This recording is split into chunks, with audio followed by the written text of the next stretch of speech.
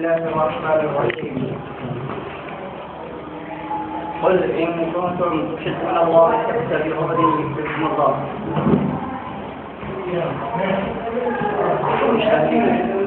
صدري ويسر لي أمري واحلل عقدة من لساني يفقهوا قولي. رب زدني علما رب زدني علما اللهم رب زدني علما. محترم حضرات، ہر ہفتے جو پروگرام ہوا کرتے ہیں اور میں آپ کے سامنے توحید کے متعلق مسلسل گفتگو کر رہا تھا اور توحید ربوبیت کے بعد توحید الوہیت کو آپ کے سامنے پیش کیا تھا. لیکن آج کے لیے اسی مہینے کی مناسبت سے میں نے مناسب یہ سمجھا کہ آپ کے سامنے کچھ باتیں رکھ دوں. نبی کریم صلی اللہ علیہ وسلم سے محبت ایمان کا لازمی جز ہے. ہر مسلمان کے دل میں آپ صلی اللہ علیہ وسلم کی محبت اپنی جان، مال، اہل و عیال، غرب کی دنیا کی ہر چیز سے زیادہ ہونی چاہیے. جس کے دل میں آپ صلی اللہ علیہ وسلم کی محبت نہیں وہ مومن نہیں. مسلم میں انس بن مالک رضی اللہ تعالی عنہ سے روایت ہے کہ رسول اللہ صلی اللہ علیہ وسلم نے ارشاد فرمایا لا يؤمن احدكم حتى اكون احب اليه من والده وولده والناس اجمعين. کوئی شخص اس وقت تک مومن نہیں ہو سکتا جب تک اس کے نزدیک اس کے والد، اس کے عیال اور اس کے تمام چیزوں سے زیادہ وہ مجھ سے محبت نہیں ہے. محبوب نہ میں بن جاؤں اس کے نزدیک. اور محبت کی سب سے بڑی علامت یہ ہے کہ آپ صلی اللہ علیہ وسلم نے جس کام کو کرنے کا حکم دیا اسے کیا جائے اور جس سے رکنے کا حکم دیا اس سے رکا جائے. محبوب جو ہوتا ہے جو سچا محبت کرنے والا، سب کا یقین کے ساتھ صحیح معنوں میں محبت کرنے والا وہی ہوتا ہے جو اس کا محبوب کسی کام کو کرنے کا حکم دے اور وہ کر دے، جس سے وہ روکے وہ رک جائے. یہی صحیح محبت کرنے والا. اللہ رب العالمین نے بھی کلام مجید کے ارشاد فرمایا قل ان کنتم تحبون اللہ فاتبعونی یحببکم اللہ. آپ کہہ دیجیے، فرما دیجیے اگر تم اللہ سے محبت کرتے ہو تو میری اتباع کرو. اللہ تم کو اپنا محبوب بنا دے گا. لیکن آج ہم دیکھتے ہیں کہ اس مہینے میں ربیع الاول کے مہینے میں ہم وہ کام انجام دیتے ہیں جس کا شریعت سے کوئی تعلق نہیں، جس کے کرنے کا اللہ کے نبی نے حکم نہیں دیا. ہم وہ کام کرتے ہیں. محبت کیا ہے؟ لیبل دیتے ہیں محبت، لیکن اس کی آڑ میں کچھ اور کرتے ہیں. جیسے انقلاب النبی مناتے ہیں. لیکن سوال یہ ہے کیا ہم سال میں صرف ایک مرتبہ یہ جلوس نکال لینا، محبت کے نام پر سینہ ٹھوک لینا، کیا یہی کافی؟ اگر اس طریقے سے محبت، اگر یہی محبت کی سب سے بڑی علامت ہے تو اس طریقے سے تو صحابہ اکرام پورے طور پر اس میں آپ کو نہیں اٹھیں. صحابہ اکرام جو تاریخ و سیرت کی کتاب شاہد ہے اس کائنات میں نبی کریم صلی اللہ علیہ وسلم سے سب سے زیادہ محبت کرنے والے وہ صحابہ اکرام، اپنی جانیں قربان کرنے والے، اپنی جانیں نچھاور کرنے والے وہ صحابہ اکرام تھے. ایک ایک بات پر عمل کرنے والے وہ صحابہ اکرام. کچھ واقعات آپ کو بیان کر دوں. ایک مرتبہ عبداللہ بن عمر رضی اللہ تعالیٰ عنہ اپنے غلام کے ساتھ سفر کر رہے تھے تو ایک جگہ استنجا کی حاجت سے بیٹھ گئے اور استنجا نہیں کیا، پھر چلنے لگے. غلام نے پوچھا آپ کو بیٹھے تھے حاجت کے لیے لیکن آپ نے حاجت نہیں کی. کہا میں بھی ایک مرتبہ نبی کریم صلی اللہ علیہ وسلم کے ساتھ سفر کر رہا تھا، آپ کو یہیں پہ بیٹھ استنجا کرتے ہوئے دیکھا میں آپ کی محبت نہیں ہے۔ محبت یہ بھی ہے کہ اللہ کے نبی نماز پڑھا رہے ہیں اور آپ کے جوتے میں گندگی لگی ہوئی ہے۔ جبرائیل نے بتایا کہ آپ کے جوتے میں گندگی لگی ہوئی ہے، آپ نے جوتا اتار دیا۔ صحابہ کرام نے دیکھا کہ اللہ کے نبی نے جوتا اتار دیا، وہ بھی جوتا اتار، تمام صحابہ جوتا اتار دیا۔ جب سلام پھیرنے کے بعد کہا صحابہ کہ انہیں جوتا کیوں اتارا؟ کہا آقا آپ نے جوتا اتار دیا، ہم نے اتارا۔ کہا ہمیں جبرائیل نے بتایا کہ آپ کے جوتے میں گندگی لگی ہوئی ہے۔ کہا آقا آپ گندگی کی وجہ سے اتارے، ہم نے آپ کی محبت میں جوتا اتارا۔ ایک وہ بھی محبت کرنے والا، ہاں اتنی زیادہ محبت کرنے والے۔ اور ایک صحابی سونے کی انگوٹھی پہنے ہوئے، اللہ کے نبی نے دیکھا تو اسے نکال کر پھینکنے کے لیے کہا، اللہ کے نبی نے نکال کر پھینک دیا۔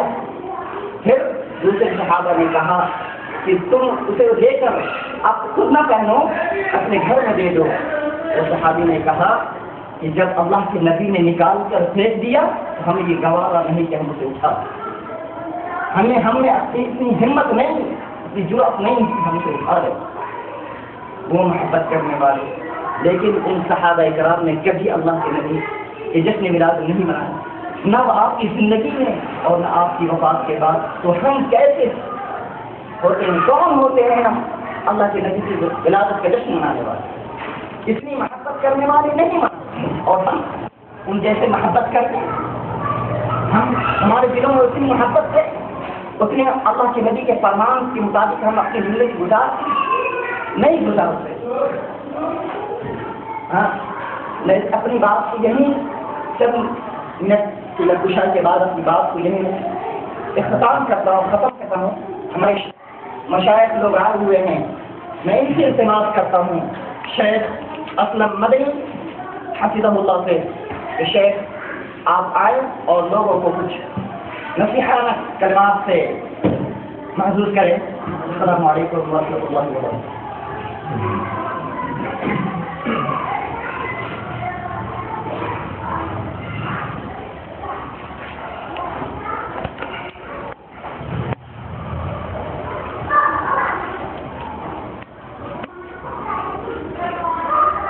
السلام علیکم ورحمۃ اللہ وبرکاتہ۔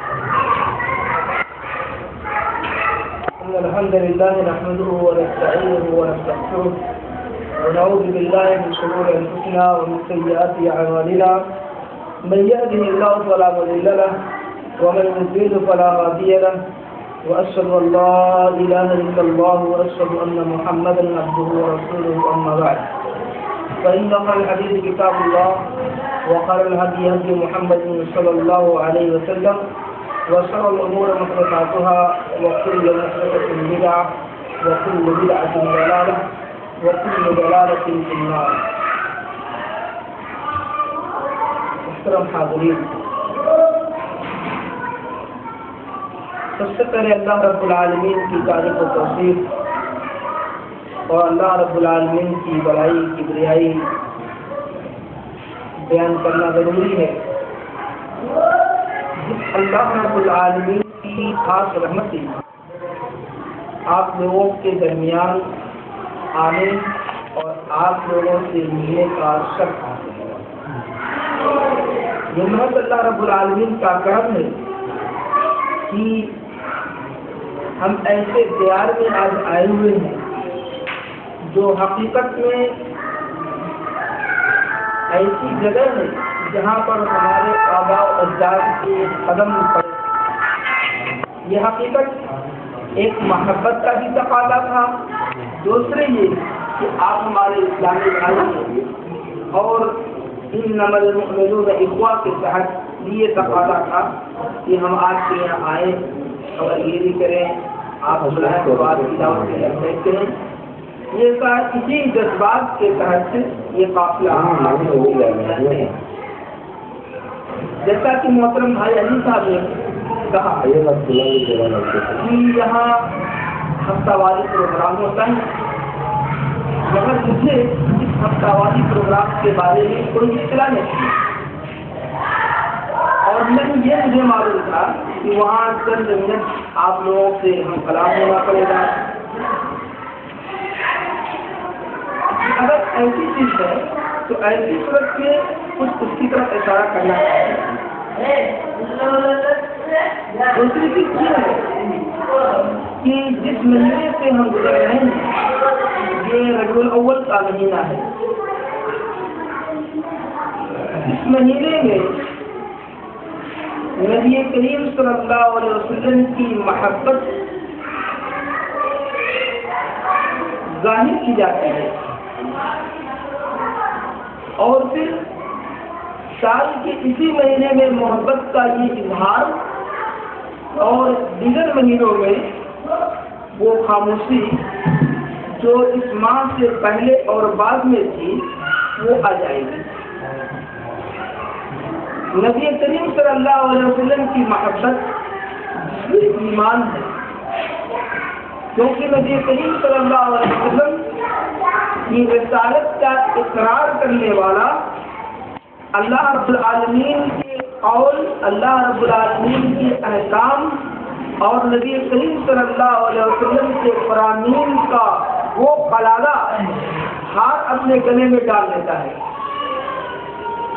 اور یہ عہد ہوتا ہے کہ دائرۂ اسلام میں داخل ہونے کے بعد اللہ اور اس کے رسول صلی اللہ علیہ وسلم کے بتائے ہوئے اقوال اور ان کے فرمودات کی روشنی میں اس کی زندگی گزرے گی. اور یہ عہد ہوتا ہے کہ ہماری نمازیں، ہماری زکاتیں، ہمارے بدنی اعمال اور ہمارے مالی اعمال، یہ سارے سب کچھ اس اللہ رب العالمین کے بتائے ہوئے طریقے سے گزریں گے، نبی کریم صلی اللہ علیہ وسلم کی بتائے ہوئے شریعت سے گزریں گے. اس سے سرے منہ انحراف نہیں کرے گا. یہ ہمارا عہد ہوتا ہے اور یہ ہماری خواہش ہوتی ہے اور یہ ہم سے مطلوب شرعی طور پر بھی ہے. نبی کریم صلی اللہ علیہ وسلم جس زمانے میں اور جس سماج اور معاشرے میں بھیجے گئے تھے اس سماج اور معاشرے کو آپ تاریخ کی کتابوں سے بڑی اچھی طرح جانتے ہیں. اگر میں یہ کہوں کہ اس طریقے کا ماحول ہندوستان میں نہیں پایا جاتا تھا، نہ اس زمانے میں نہ اس زمانے میں، تو شاید میں مبالغہ نہیں کرتا. نبی کریم صلی اللہ علیہ وسلم نے اپنی محنت سے، اپنی کوشش سے وہاں کا ماحول کس طریقے سے بدل دیا، یہ غور کرنے کی جگہ ہے، اسے بیان کرنے کی جگہ ہے. کیونکہ آپ صلی اللہ علیہ وسلم ساری دنیا کے لیے رحمت للعالمین بنا کر کے بھیجے گئے تھے اور آپ کے بعد اب کوئی نبی قیامت تک آنے والا، آپ کی شریعت قیامت تک رہنے والوں شریعت اور یہ قرآن عظیم قیامت تک رہنے والا قرآن اور ہماری دستور اور ضابطے. ہمیں اپنے مسائل کو جو کچھ بھی تلاشنا ہو، اپنی زندگی کو آگے بڑھانے کے لیے جو کچھ بھی محنت کرنی ہو، ہمارا محور یہی اصول، یہی ضابطہ نبی کریم صلی اللہ علیہ وسلم کی یہی شریعت ہوگی. اس کے علاوہ کہیں اور وہ راستہ نہیں ملے گا جس راستے پہ چل کر کے ہم سکون اور اطمینان حاصل کر سکیں. کوئی ایسا راستہ نہیں ملے گا جس راستے پہ چل کر کے ہم اپنے آپ کو کامیابی اور کامیابی کے منزل تک پہنچا سکیں. لقد كان لكم في رسول الله أسوة حسنة. نبی کریم صلی اللہ علیہ وسلم کی زندگی ہمارے لیے بہترین نمونہ ہے، آئیڈیل ہے. نبی صلی اللہ علیہ وسلم کی زندگی جو مکہ میں گزری اور جو مدینے کے اندر گزری، سب پر ہمارے یہاں بالکل آیا اور ظاہر ہے. تاریخ کی کتابوں میں تمام چیزوں کو بیان کر دیا گیا ہے. آپ کیسے اپنے گھر میں رہتے تھے، پڑوسیوں میں کیسے رہتے تھے، محلے میں کیسے رہتے تھے، وفود آتے تھے اس وقت آپ کیا کرتے تھے؟ اور کسی کو بھیجنا ہوتا جہاد کے لیے یا سریہ کے لیے تو آپ ان کو کون سی دعوت اور کون سی تعلیم دیتے تھے اور آپ کیا کچھ کرتے تھے؟ سب کچھ ہمارا یعنی اسی قرآن اور نبی کریم صلی اللہ علیہ وسلم شریعت میں پنہا ہے، موجود ہے، یہ سب لوگ جانتے ہیں۔ مگر ہم جب ان دو طریقوں سے یا ان دونوں چیزوں سے جتنے دور ہوتے جائیں گے اتنا ہی ہمارے اندر بگاڑ اور فساد پیدا ہوگا۔ نبی کریم صلی اللہ علیہ وسلم بیٹھے 1400 سال پہلے اور آج 1400 سال پہلے کے بعد میں ذرا دیکھیے ہندوستان سے اس پورے وسیع اور عظیم زمین پر قال اللہ قال رسول صلی اللہ علیہ وسلم کی صدا بلند کرنے والا کون ہے؟ اس اسلام کو اس کے صحیح تعبیر اور حقیقت کے ساتھ پیش کرنے والا کوئی ہے؟ جتنا زمانہ دور ہوتا گیا اور نور نبوت ہم سے دور ہوتی گئی اتنا ہی ہمارے دلوں میں فساد آیا، اتنا ہی بگاڑ ہمارے اندر آیا، ہمارے ماحول میں آیا، ہماری سوسائٹی میں آیا۔ اور جب ہم جتنا کتاب و سنت سے جڑے رہیں گے، نبی کریم صلی اللہ علیہ وسلم کی تعلیمات اور آج کے برامین کو اپنی آنکھوں کے سامنے پائیں گے اتنا ہی ہمارا تعلق اللہ رب العالمین سے زیادہ ہوگا، نبی کریم صلی اللہ علیہ وسلم سے محبت اس سے زیادہ ہوگی۔ کیوں؟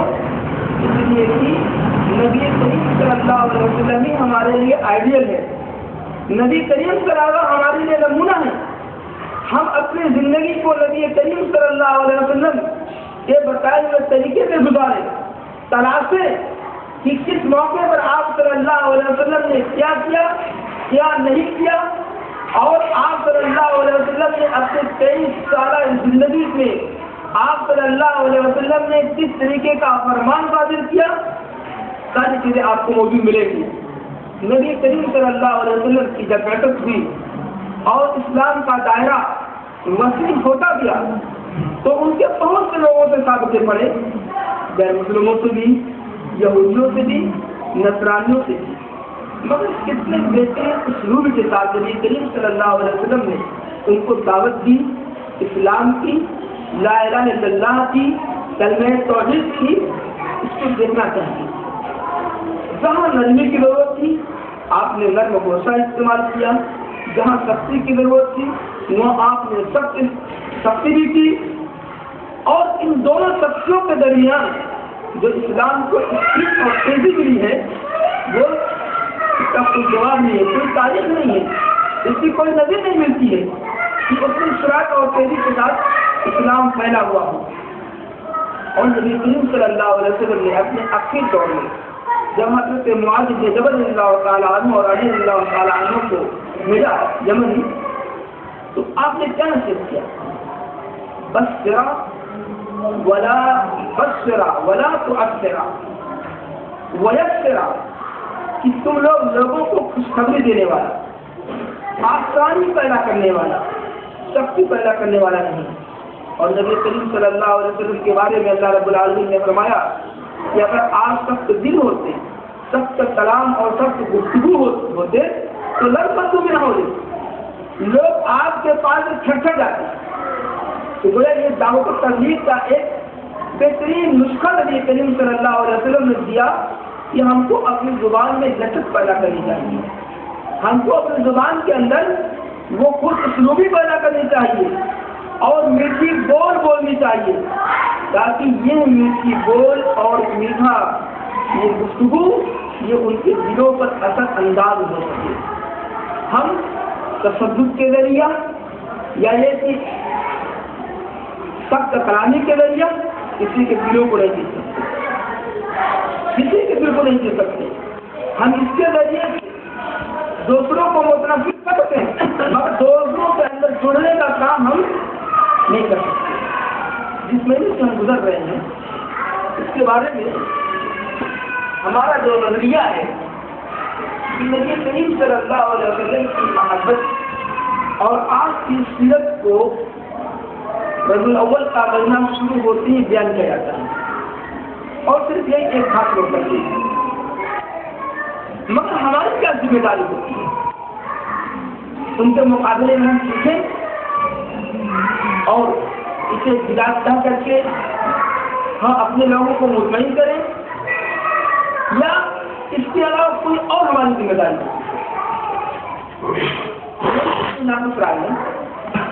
मुमकिन है कि सब लोग इत्तेफाक करें।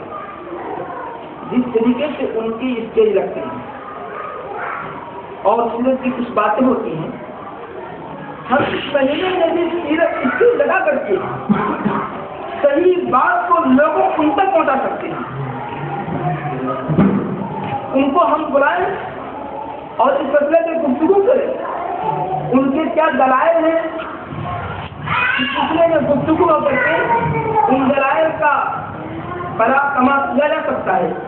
उनको बताया जा सकता है कि नबी करीम सल्लल्लाहु अलैहि वसल्लम की मोहब्बत अगर यही है तो ऐसी सूरत में हिंदुस्तान में 800 साल पहले बोले कि नबी करीम सल्लल्लाहु अलैहि वसल्लम को मोहब्बत करने वाला कोई नहीं था, खुद उनके रहबरे आला भी नहीं थे। क्योंकि हिंदुस्तान में जो ये माहौल आया हुआ है कोई 100 साल नहीं हुआ, कोई 100 साल नहीं हुआ है। फिर ये 100 साल जब नहीं हुआ तो बोला कि हम अपने वालिदैन को, अपने आबाओ अजदाद को, जो आज लोग नहीं मनाते हैं, जो लोग आज नहीं मनाते हैं, उनको काफी और गति कहते हैं। तो अगर हमारे वालिदैन और आबा अजदाद नहीं मनाते थे तो उन्हीं की जुबान से वो क्या हुए? बोला कि उन्होंने प्रत्येक पर्दा अपने वालिदैन को भी बिदअती कह दिया, मुशरिक कह दिया, काफिर कह दिया, है कि नहीं है? ये आप सोच रहे हैं, गौर करें उस पर। अगर यही मोहब्बत और नबी करीम सल्लल्लाहु अलैहि वसल्लम की उल्फत तो क्या ये उल्फत अल्लाह रब्बुल आलमीन के नज़दीक मुअतबर है? या आप जिस बात को लोगों के दरमियान पेश करना चाहते हैं वो अल्लाह रब्बुल आलमीन के नज़दीक कितना एतबार रखते हैं? क्योंकि अल्लाह रब्बुल आलमीन के नज़दीक तो एतबार क्या है? हमारे अमल का भी एतबार हो या हमारे कौल का एतबार हो, सिर्फ ये है कि वो किताबुल्लाह और सुन्नत रसूल के मुआफ़िक़। इस पर अगर दो हमारे किसी भी अमल पर या हमारे किसी भी कौल पर इन दोनों की मोहर नहीं लगी हुई है तो समझ सुन लीजिए, हवाअन मंसूरा वक़दिमना मा अमिलू मिन अमलिन वजअलनाहु हवाअन मंसूरा। अल्लाह रब्बुल आलमीन ने कुरान में बताया कि हमने जो भी कुछ अमल किया आगे बढ़ाया, जब नबी करीम सल्लल्लाहु अलैहि वसल्लम और अल्लाह ताला के कुरान और हदीस के मुआफ़िक़ नहीं तो हमारा अमल बिल्कुल एक के माने नहीं। शराब लगी थी, आदमी समझता है कि मैंने कितने काफी अमल किए हैं, अल्लाह रब्बुल आलमीन के नज़दीक मुझको इसका बेहतरीन अजर मिलेगा, तो अल्लाह रब्बुल आलमीन क्या कहेगा?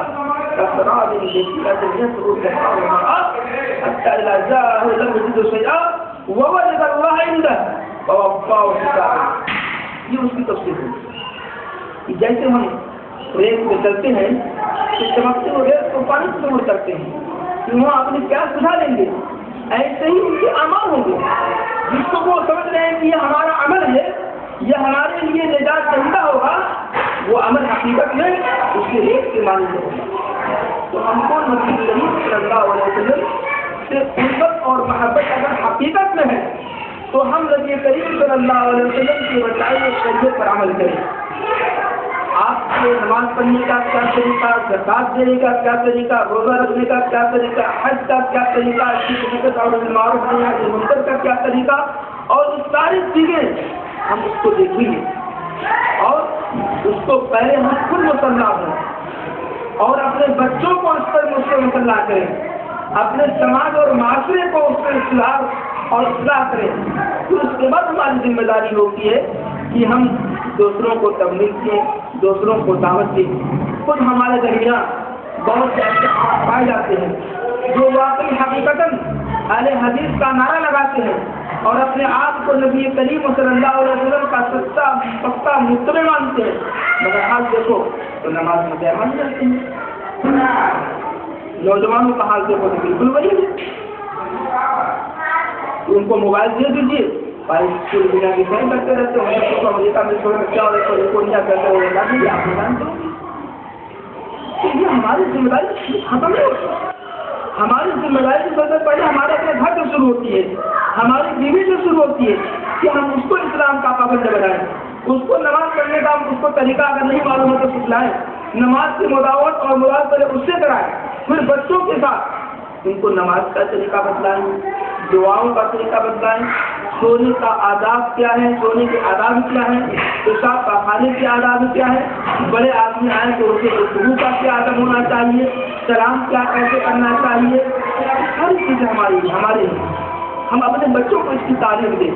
फिर उसके बाद जब हमारा ये माहौल वाकई उस माहौल की तरीके से हो जाए जो नबी करीम के ज़माने में था कि वहाँ मोहब्बतें और इसी तरीके से उल्फतें और दिलों की जो दूरियाँ थी वो दूरियाँ खत्म हो गई थी।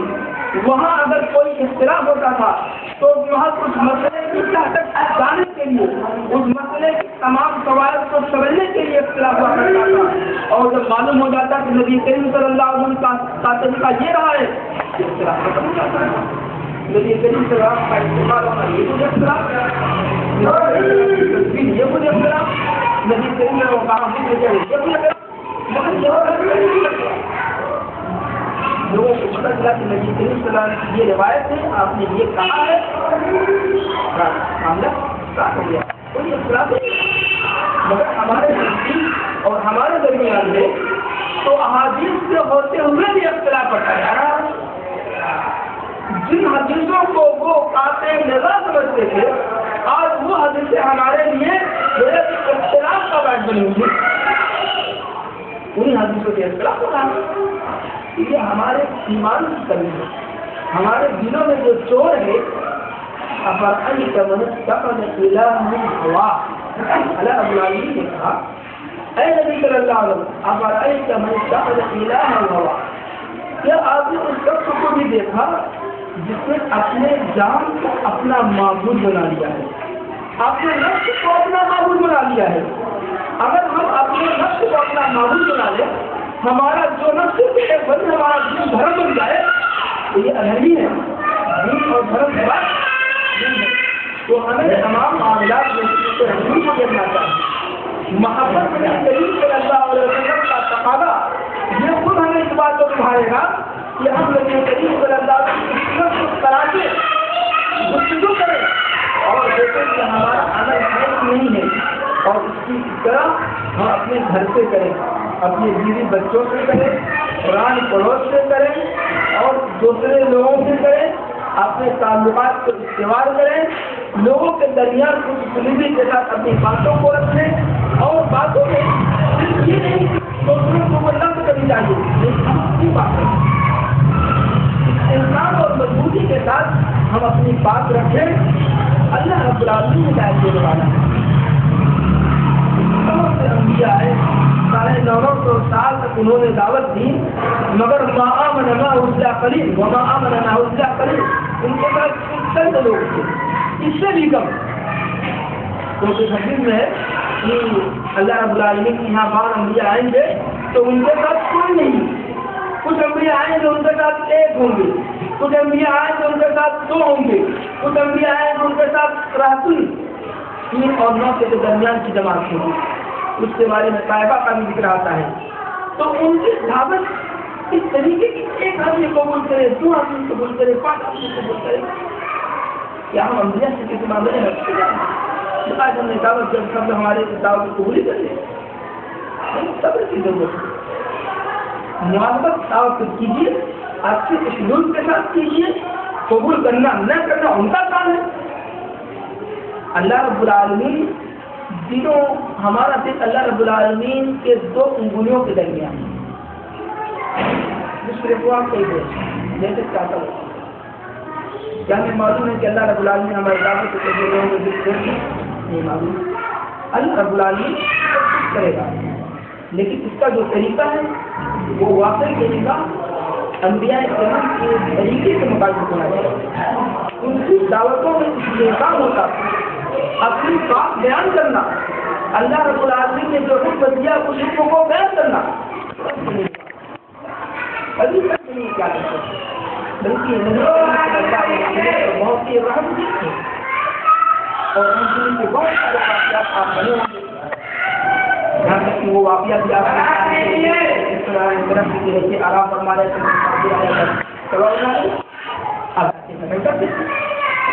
اور آج اگر اپنا کوئی حکم پیش کر کے دکھائے، میں تو سمجھتا ہوں کوئی ایسا نہیں ہے۔ اگر کوئی آدمی ہمارے اوپر اپنی بندوق دے اور مارنا چاہے اور بندوق ہم کو ہدایت ہم لڑائی شروع کر دیں گے، ہے کہ نہیں؟ کیونکہ وہاں پر وہ جذبہ ہمارا اتنے ہائی پاور تک ہوگا کہ ہم کبھی نہیں کر پائیں گے۔ ایسے اخلاق کی ضرورت پڑے گی آپ کو، باطل آپ کو گالیاں دے گا، آپ کو صبر کرنا پڑے گا۔ اور بہت سی ایسی جگہوں پر ہوا، واقعی میں آپ کو بتاؤں، جب میں بستی میں مدرس تھا تو خلیل آباد میں ایک جگہ پڑتی تھی، وہاں ہمارا پروگرام ہوا، لوگوں نے جان لیا کہ وہاں بھی ہم کو تنگ کیا گیا، بری بری گالیاں دی گئی، لوگوں نے کہاں سے پروگرام کیا گیا، کچھ لوگوں کی رائے بھی نہیں کیا گیا۔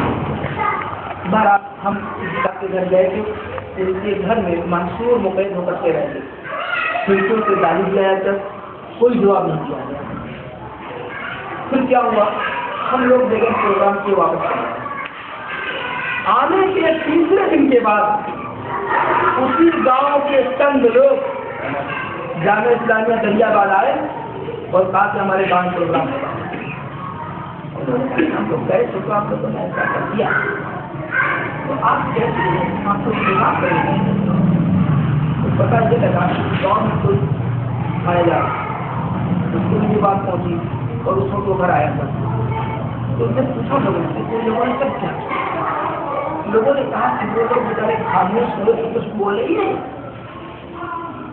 کہا کہ وہ اتنے شریف کی تمہاری گالیوں کو سن کر کے کچھ نہیں بولے، تازہ کچھ نہیں بولے۔ لوگوں نے کہا جاؤ تم ان لوگوں سے پہلے معافی مانگو اور ان کو بلاؤ پروگرام سے۔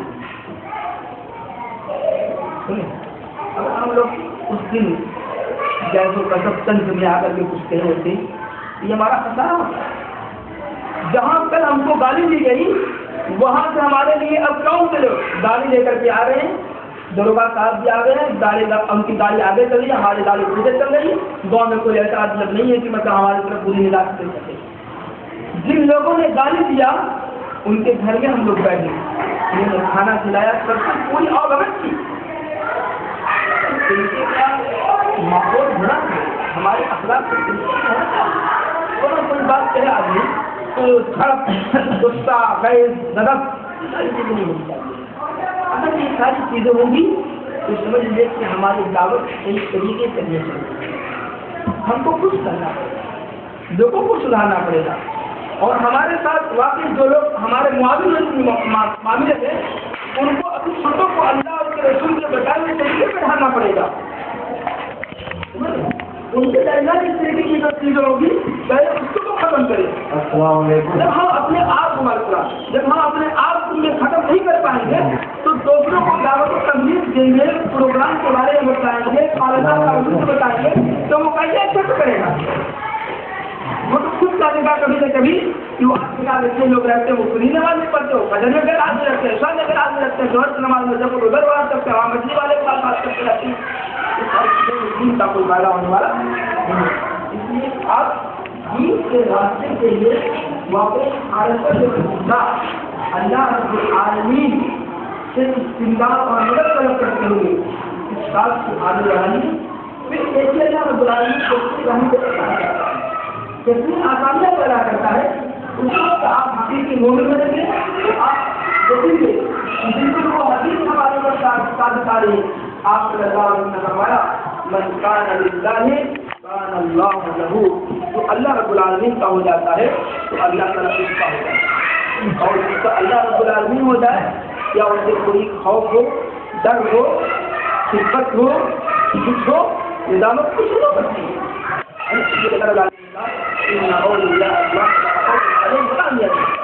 یہی حقیقت میں اولیاء ہے، اللہ رب العالمین جن کا ہو جائے اور جو اللہ کے ہو جائے یہی حقیقی اولیاء ہے، اور ان اولیاء کے بارے میں اللہ رب العالمین نے کہا لا خوف علیہم ولا هم يحزنون، نہ ان کے اوپر کوئی خوف ہوگا نہ وہ کبھی غمگین ہوں گے۔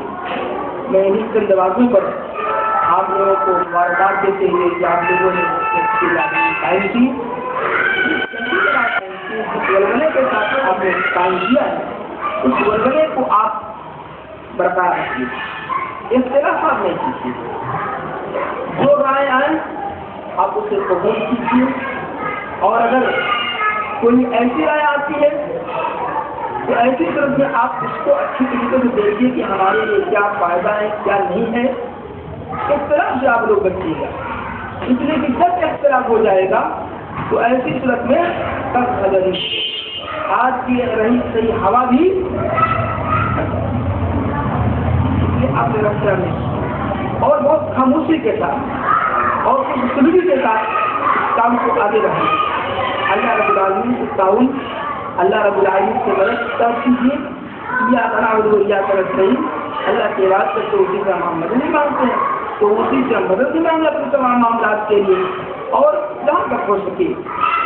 لیکن کریم صلی اللہ علیہ وسلم نے جو کچھ بتایا ہے اس پر ہم عمل پہلے کریں، اپنے ساتھ میں رہنے والوں پر عمل کرائیں، اپنے بیوی بچوں پر عمل کر کرانا شروع کریں، پھر اس کے بعد لوگوں کو بھی ہم بدلائیں۔ پہلے خود ہم ہو سکتا ہوں، پھر اس کے بعد دوسروں کے بارے میں ہم امید رکھیں کہ وہ ہم سے سدھر جائیں گے یا پھر سدھر جائیں گے۔ تو ان تمام چیزوں پر میں آپ لوگوں کو تہنیت پیش کرتا ہوں اور دعا کرتا ہوں اللہ رب العالمین سے کہ اللہ رب العالمین آپ کے دلوں کے اندر الفت اور محبت پیدا کرے، اللہ رب العالمین سال کو بہترین اور درستگی کے ساتھ آگے بڑھانے کی توفیق عطا فرمائے، اور اس راہ میں جو بھی رکاوٹیں آئیں اللہ رب العالمین اس کو اپنے فضل و کرم سے دور فرمائے۔ وما توفیقی الا باللہ، السلام علیکم۔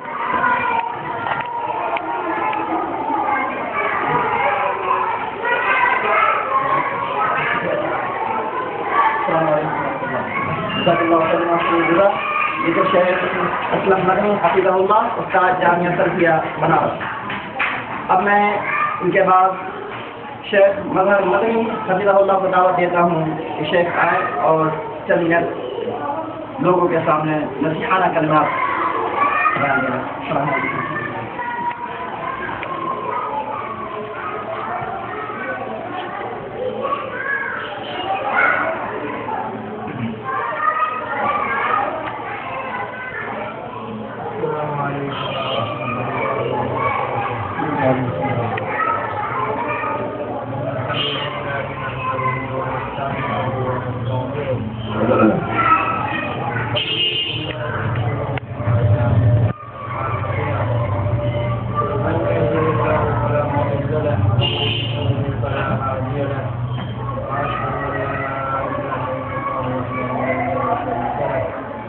وأشهد أن محمدا عبده ورسوله أما بعد فإن خير الحديث كتاب الله وخير الهدي هدي محمد صلى الله عليه وسلم وشر الأمور محدثاتها وكل محدثة بدعة وكل بدعة ضلالة وكل ضلالة في النار. أعوذ بالله من الشيطان الرجيم. يا أيها الذين آمنوا اتقوا الله حق تقاته ولا تموتن إلا وأنتم مسلمون. وقال النبي صلى الله عليه وسلم الدين والنصيحة ثلاثا. قلنا لمن يا رسول الله؟ قال لله ولكتابه ولرسوله ولأئمة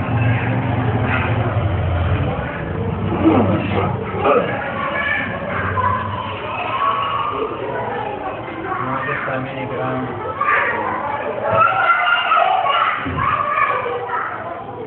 یقیناً آپ مبارکباد کے مستحق ہیں. ہم آپ کو مبارکباد آپ کے ساتھ کتابوں پر مشتمل اور آپ نے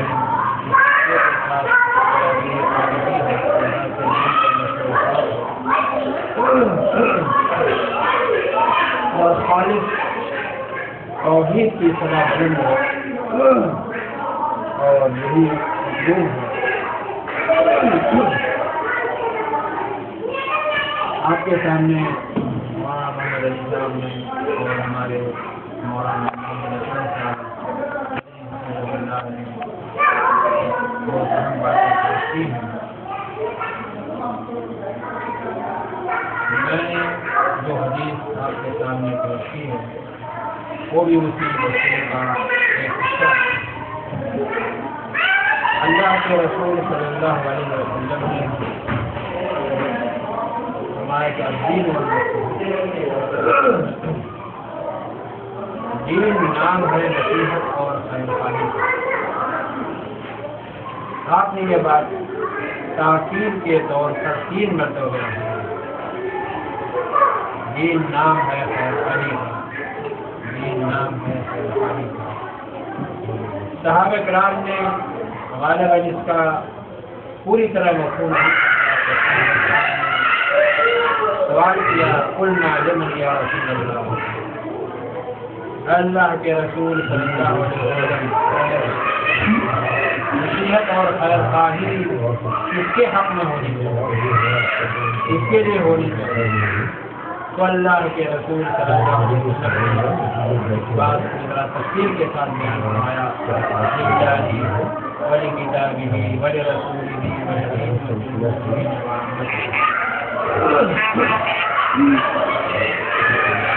سب سے پہلے خیرخواہی اور نیک تمنا اور اخلاص فی العمل، اخلاص فی القول اور اپنی نیتوں میں اخلاص، قول و افعال میں اخلاص، سب سے پہلے اللہ تعالیٰ کے لیے۔ اللہ تعالیٰ کے لیے خیر خواہی کا کیا مطلب ہے؟ اللہ تعالیٰ آخر ہمارا خیر خواہ ہے، ساری دنیا کا خیر خواہ ہے۔ ہم اللہ تعالیٰ کے خیر خواہ کیسے بن سکتے ہیں؟ اللہ تعالیٰ کے لیے ناصح کیسے بن سکتے ہیں؟ علماء کرام ان کی تفصیل کرتے ہیں کہ اللہ تعالیٰ کی خیر خواہ بننے کا مطلب یہ ہے کہ ہم سب سے پہلے اللہ رب العالمین کی ذات کو پہچانیں، اس کی ربوبیت کا اقرار کریں اور اس کی الوہیت کو ہم پوری دنیا میں پھیلائیں، اس کی الوہیت کا ڈنکا بجائیں تاکہ اس پورے جہان میں لا الہ الا اللہ محمد رسول اللہ کی سطح بلند اور تمام کے تمام انبیاء علیہ السلام جو اس دنیا میں تشریف لائے وہ اسی کلمے کی دعوت لے کر کے آئے اور اسی کلمے کو اس دنیا کے جنوں تک پہنچانے کے لیے آئے اور اس کا معنی اور مطلب تاکہ اس زمین پر صرف اللہ رب العالمین کی اس کی الوہیت قائم ہو۔ تو سب سے پہلے ضرور اس بات کی کہ العالمین کی ربوبیت اور اس کی الوہیت کو پہچانے اور اسی کی اور میں سمجھتا ہوں کہ آپ کا یہ مکتبہ اسی لیے قائم ہوا ہے کہ اللہ تعالیٰ کی الوہیت اور ربوبیت کی سزا جو ہے پورے جہان میں جو ہے اور جہاں تک ہماری استطاعت ہے ہم جو ہے اس بات کو ملائیں اور اس کی سزا کو اللہ تعالیٰ کی الوہیت اور ربوبیت کے امراض کے ساتھ اللہ تعالیٰ کی عبادت، اس کی اطاعت میں ہم مخلص بنیں کہ ہم صرف اللہ تعالیٰ ہی کی عبادت کریں۔